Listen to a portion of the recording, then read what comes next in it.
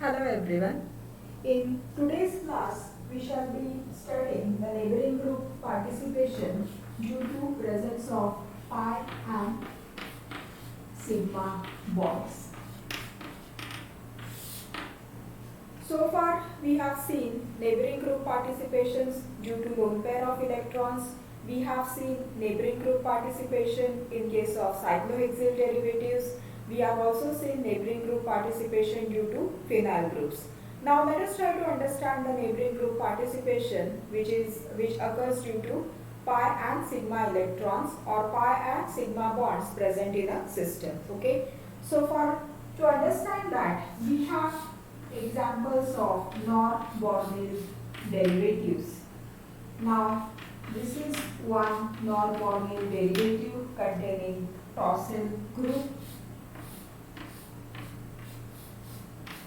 Then you have a non-Borel derivative with a double bond containing the tosyl group.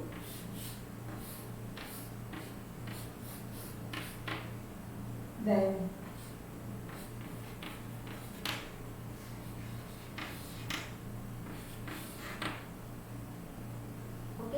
now what you find in this particular case is, this is a saturated derivative because there is no presence of double bond in the structure. In structure B, what you find in this case is the tosyl group, it is present on the same side as that of the double bond. So this particular derivative, it is known as syn. So when the substituents are present on the same side of the double bond, it represents the syn system.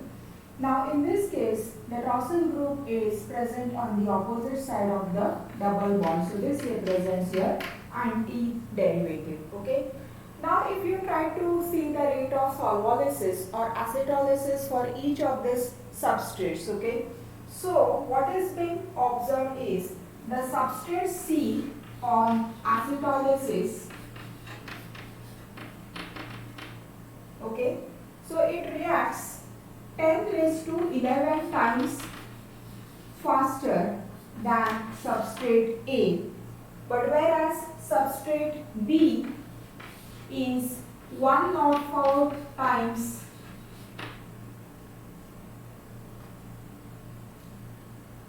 reacts faster as compared to A. So let us try to see what significance the double bond has got, okay, so that the reactivity in case of C is enhanced, okay. So what is being observed in this case? In this case, the double bond, it is anti with respect to the tosyl group, okay. Now what happens is, the double bond, it offers what is known as anchimeric assistance.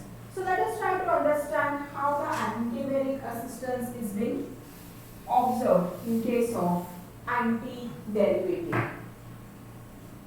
So when you try to write, so double bond, it goes like this and it knocks off the tosyl derivative. So this particular thing, now if you try to see, this double bond, it can go like this, so that means you have a tosyl derivative over there. So that means this is the pathway A. And this double bond can even go like this and gets itself attached, okay. So this is pathway B. So when a double bond, it goes like this and attacks the tosyl group, the positive bond, the positive charge is developed over here. And if the double bond, it goes via this particular pathway, then the positive charge is developed over here. And one more possibility which we have is, the tosyl group being good leaving group, it can leave itself first. So that means the positive charge can develop at the bridging carbon too. So that means when you have at 3 different places the positive charge being developed, so that means you can very well write the delocalized structure for this. So what you can write is, so this way you try to draw the non-Borel derivative once again. So it goes like this and this goes like this. So you have what is known as your bleached cation.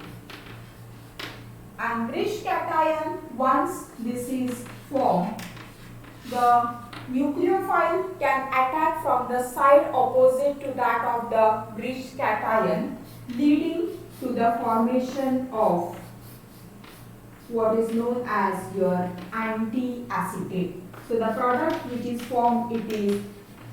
Now if you try to remember, if you try to look more closely, the tosyl group, it is anti with respect to the double bond. But now in this case, the OAC group, which is replacing the tosyl group, it is present on the opposite side with respect to the double bond. So this also forms antiacetate. So that means the incoming nucleophile, it is present on the same side as that of the leaving group. Thereby retention of configuration is observed in the product. Now in this case, what we can specifically say is, it is the double bond which offers an anchimeric assistance for the successful loss of the leaving group. Okay. Now if you try to see, so this particular cation which is being formed, so this particular cation, it is more clearly referred to as non-classical carbocation. Okay. Now let us try to focus our attention to this relatively new concept of non-classical carbocation and how it is different from that of the classical carbocation. Okay. So let us try to understand it this way.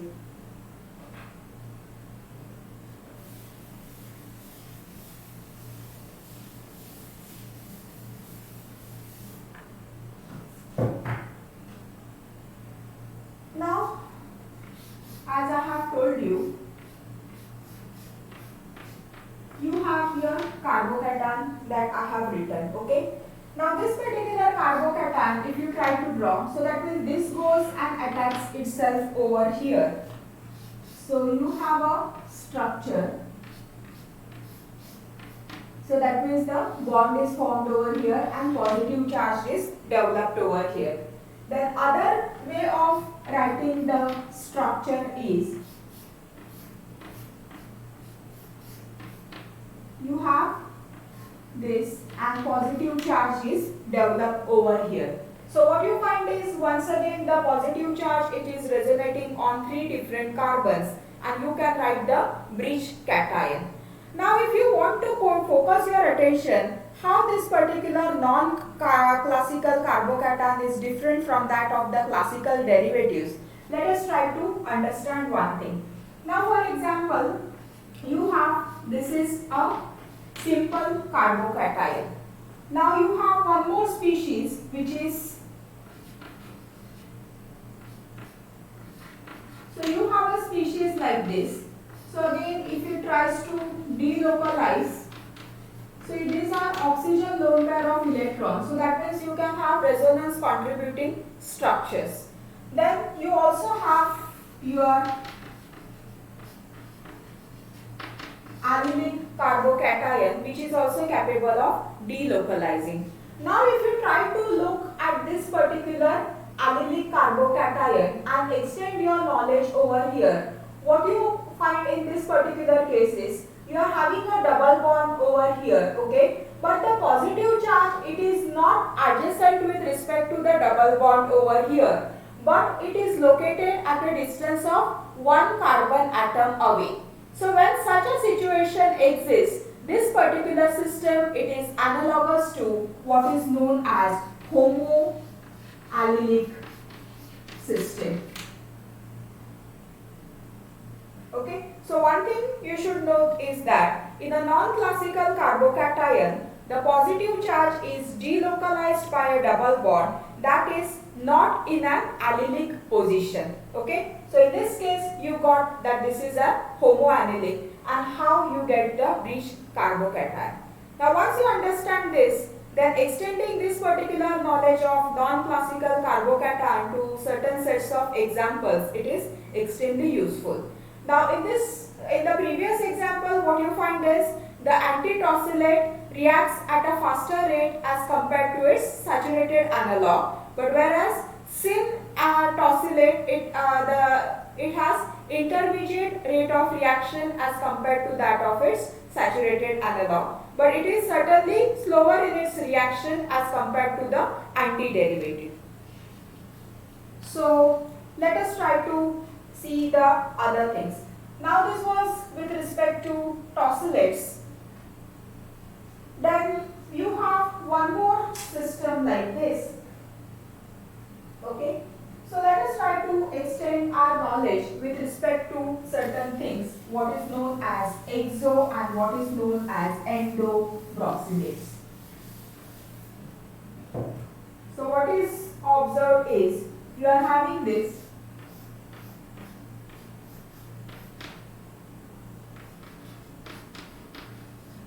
So this is exobroselate. You treat it with acetic acid.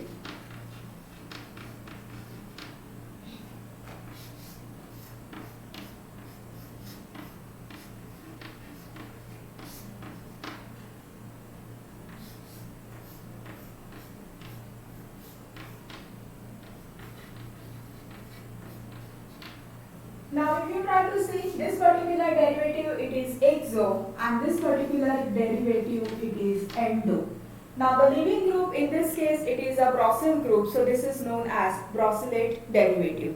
Now there are 4 different observations based on this derivative. What is being observed is exo isomer, it solubilizes 350 times faster than its endo isomer. I repeat, exo isomer solubilizes 350 times faster than its endo isomer. Then what you find is, as far as product is concerned, both irrespective of the substrate, there is exclusive formation of exoacetate or exoisomer as the major product. And the third important point is that optically pure exobrosylate gives 100% racemic mixture. So that means although you are starting with optically pure compound, but you end up getting 100% racemic mixture.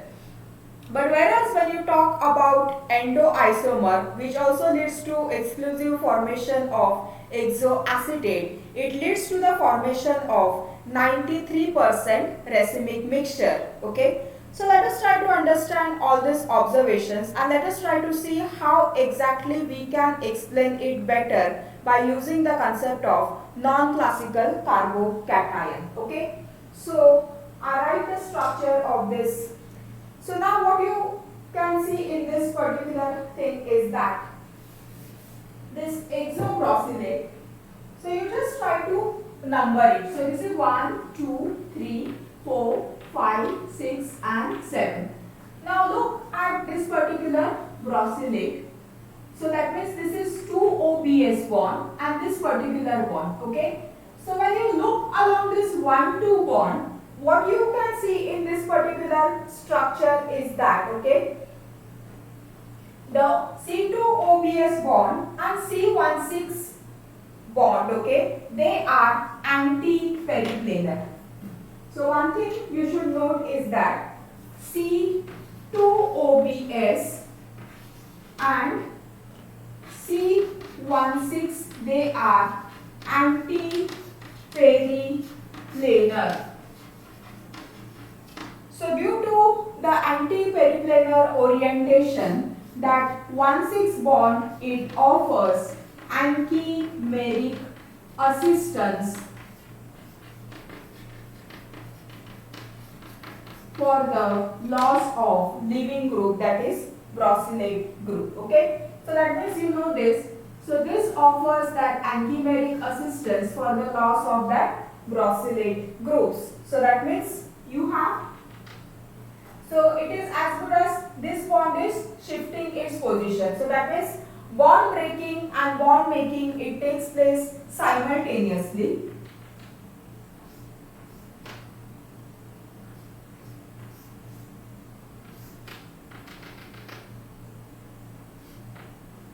So this is 1, this is 2. So that means what you find is, you are having, why you are indicating it by dotted line? So that means this bond is partly broken and this bond, it is partly formed. So what you can have is, So that it is as good as the positive charge, it is resonating at each of the two positions. So that means it is capable of resonating at 1 and it is also capable of resonating at 2. So that means you can have attack at 1 and this can have attack at 2. So let us try to imagine the attack at 1 position.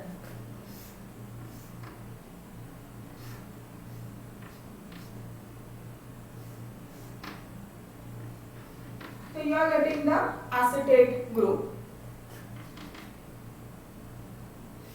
So if you try to redraw the structure, so that means attack is taking place at 1 position. So all that you need to imagine is this particular bond which is containing the acetate group, you imagine holding it in your left hand, and this particular bond which is below the plane, you imagine holding it in your right hand. So when you are having like this, okay, so that means this is the bridging carbon which you can draw it in your conventional fashion, and acetate you are able to write it this way. Now when you are writing the attack at 2 position, so that means you can write the formation of a product this way.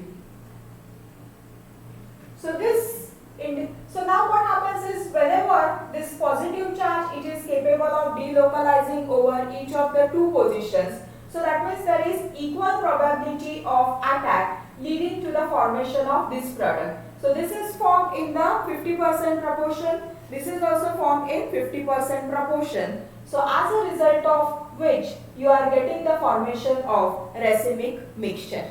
Okay. Now what you can see in this particular cases, so you have explained your observation with regards to hexabrosylate. Now let us try to extend our knowledge with regards to our endobrosylate.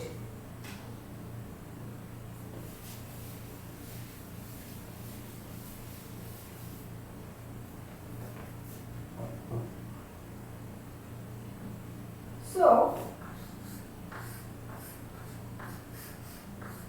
with regards to our endobrosylate, okay, let us try to understand the situation. So now this is your 1,6 bond.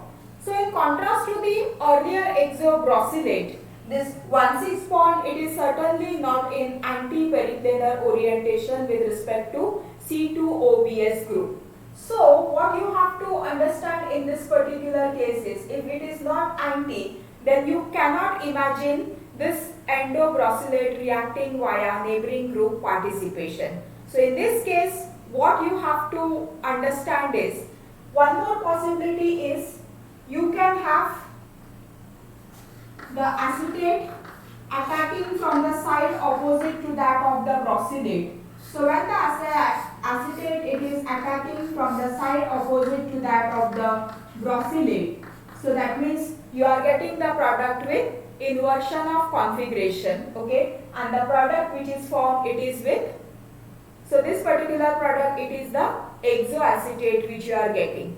So now if you try to see, if you are starting with an optically pure compound, and if at all the acetate it is attacking the carbon from the side opposite to that of the leaving group, then what you try to see is, in the product is obtained with retention, it is obtained with inversion of configuration, which is a peculiarity of SN2 reaction mechanism. Okay, so 7% of the optically active product, it occurs via pure SN2 reaction pathway.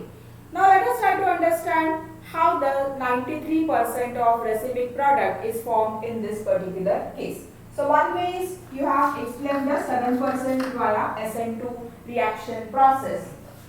Now let us try to understand the racemic thing.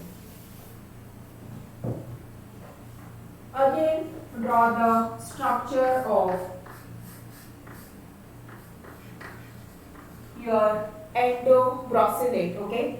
Now it is a known fact that brosylate group, it is a good living group. So that means what you can see is, when the brosylate group, it is a good living group, it lives fast. So that means you are getting a positive charge.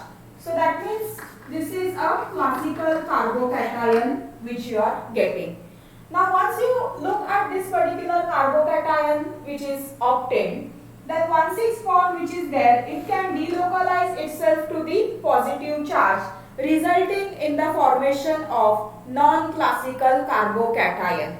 I repeat, in this particular case of endoisomer, what you find is the 1,6 bond can delocalize itself as two position, resulting in the formation of non-classical carbocation. So that means in case of endoisomer, you have to remember the following thing. First thing is it reacts via SN2 reaction pathway, accounting for 7% of optically pure product with inversion of configuration. But whereas in case of this particular reaction wherein the Brussels group leaves first, there is a formation of classical carbocation which delocalizes into the non-classical carbocation structure. And once you get a non-classical carbocation structure, then there is equal probability of attack at each of the two positions as shown for exoisomer, resulting in the formation of 93% racemic mixture. So these are the things which you got to remember. So this explains neighboring group participation due to pi electrons as well as sigma bonds. So putting everything in a nutshell, what you need to see is, in case of non-Borel derivative, wherein the double bond it is anti with respect to the leaving group, anti reacts faster as compared to the syn isomer. Then when you talk about the exobrosylate and endobrosylate, exobrosylate wherein one of the bonds is anti-periplanar with respect to the leaving group, it occurs at a faster rate, okay, but there is an irrespective of the starting endo and exo compounds, it leads to exclusive formation of exoisomers. So these are certain things. And one more thing which I got to repeat is that you also have learned what is the principle behind non-classical carbocation and how exactly it is different from that of the classical carbocation. So in case of non-classical carbocation, it is analogous to that of homoallylic system, wherein a carbon atom, it is the positive charge, it is separated by additional carbon. So these are certain things that you remember. So I hope this lecture is beneficial to you. Thank you, students.